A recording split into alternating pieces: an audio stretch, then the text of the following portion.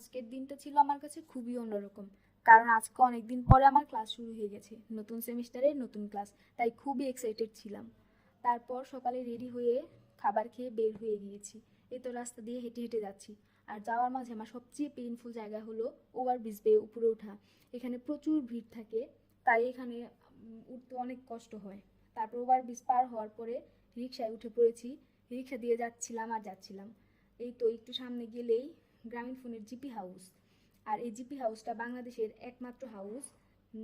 তারপরে এই তো রিক্সা দিয়ে দুজনে গল্প করতে করতে যাচ্ছিলাম।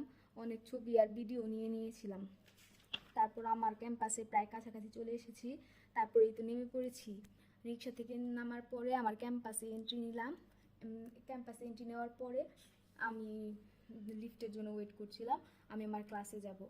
তারপর এই তো আমার লিফট চলে আসলো। লিফট চলে আসার পরে আমি ক্লাসে যাওয়ার জন্যে হেঁটে হেঁটে যাচ্ছিলাম ক্লাসের দিকে। তারপর এই তো ক্লাসে আমার কিছু আমি ভিডিও শ্যুট নিয়ে নিলাম। তারপরে ভিডিও নিয়ে নেওয়ার শেষে তারপর দেখি স্যার চলে এসেছে। তারপরে তো ক্লাস করলাম। ক্লাস শেষে আবার বের হয়ে গেলাম। বের হওয়ার পরে আরেকটা নতুন ক্লাস শুরু হয়ে গিয়েছে। এই ক্লাস শেষ হওয়ার পরে আরেকটা ক্লাস শুরু হয়ে গিয়েছিল। সেই ক্লাসটাও শেষ করলাম। শেষ করার পরে এই তো নিচে একটু ক্যাম্পাসের নিচে একটু বসেছিলাম।